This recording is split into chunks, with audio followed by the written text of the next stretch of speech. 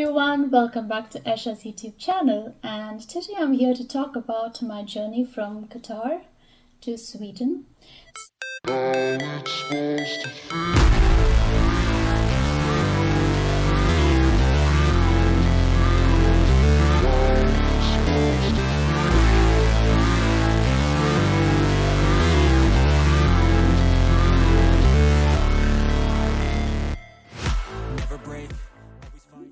So I was born and brought up in Qatar, and I did my schooling until my 12th grade over there.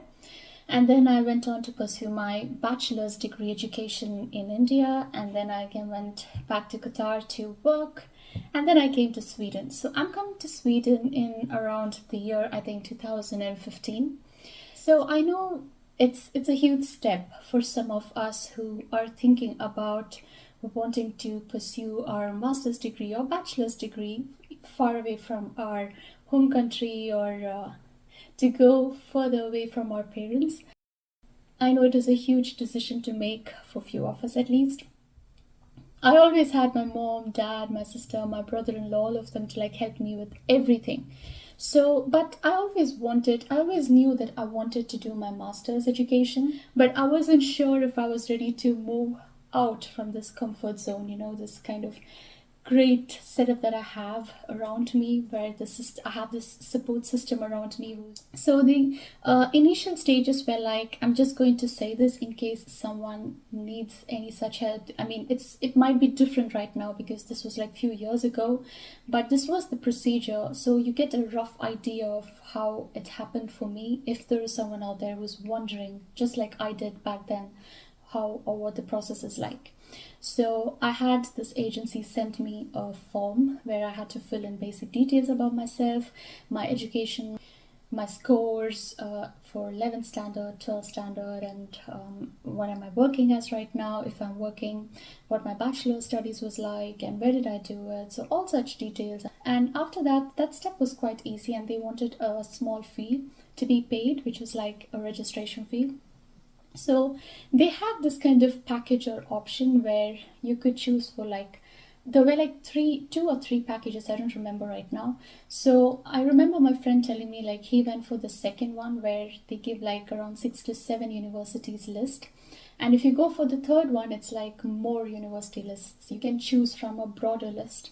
That was the third one. But I was quite happy when I thought about it, about the second or the first choice, where I just won 6 or 7 universities, because I was not looking for too many options. So they wanted to specifically know in what course or what subject I wanted to do my master's. So I wanted to do my master's in structural engineering. I had done my bachelor's in civil engineering. So they started sending me a few lists of universities, and then I remember them giving me the list, and I started going through, and I spotted the same university as my friend suggested. So I was quite very interested in going to that university because I would have someone there. I wouldn't be completely left alone or lonely person. So I was really looking forward to or aiming for that university, and I kept insisting this is the university I want to go to. So they kept telling me, those agency people, they kept telling me it's good to keep your options open. Finally, the result came out, and I didn't get through the university that I was looking for. And I was looking to actually go to Germany, and it was not to Sweden. And all along, I kept saying I want to go to Germany. I was so inspired by all the motivational and inspirational talks that was put forth by my friend. So I was literally dreaming about myself being in Germany, going around places, having friends. You will not believe, I literally had my entire life planned out. So by the time I actually applied for this university, it was quite very late. So they said that we'll do one thing next time. We'll make sure that we are having more time in hand so that we have more universities maybe that you could apply to. We will help you out. We will see what we can do.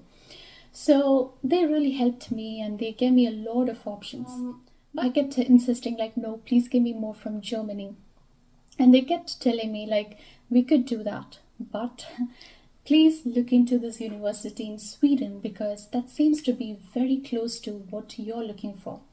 And the university in Sweden that I was looking for, that university was offering the exact kind of course structure. But I was way too hesitant to look into that because I really wanted to go to Germany, right? So that's what is stuck in my head. So universities from Canada, Germany, Sweden, Ireland. I just kept telling them, no, I don't want to look into Sweden, please, let's just go for Germany. But they kept insisting every week, every time, like by the end of the week, they would again like remind me, like, maybe it's good you look into Sweden option as well. And I'll be like, I really don't want to know about Sweden, please tell me more about Germany. So I decided to give this also as an option, Sweden.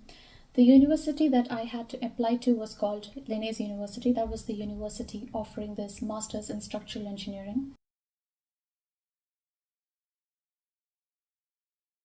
So finally, it was decided I'm going to Sweden.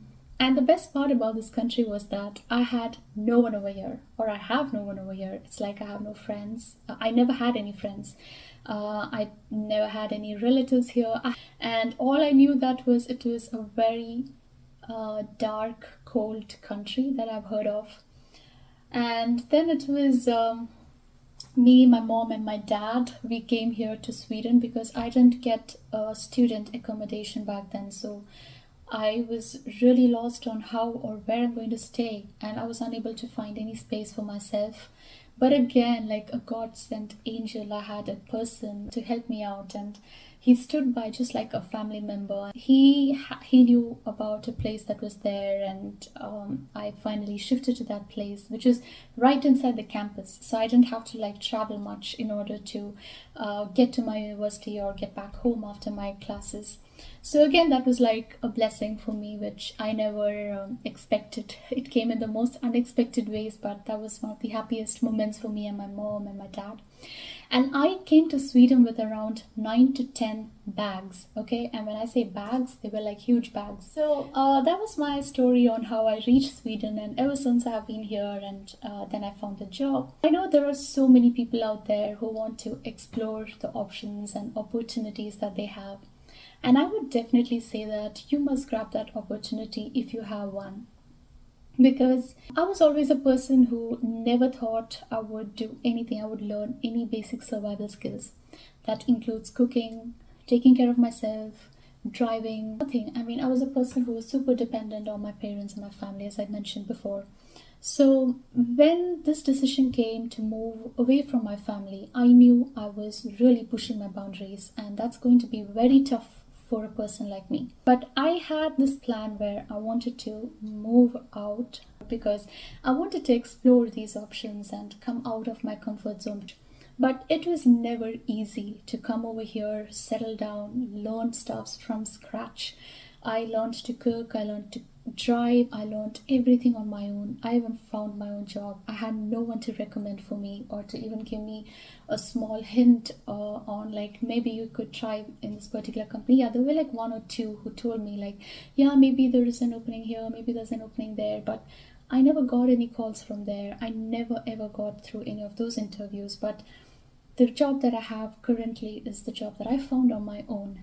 And I would like to say to everyone who's trying to grab such opportunities, like if you're moving to a non English speaking country, maybe it's really good to think into facts like if you want to stay back after your master's or bachelor's and you want to find for a job, you want to look for a job, if you want to settle down, one main challenge that is there over here is where most of the agencies, when you're trying to apply for these admissions or for such courses, the first thing that you might want to do is maybe settle down, like go for further, maybe like find a job, settle over there. So, in order to get you into this admission process, they will promise a lot of things by saying, like, yeah, you will find a job because, yeah, many of them will speak English, so it's never going to be a trouble.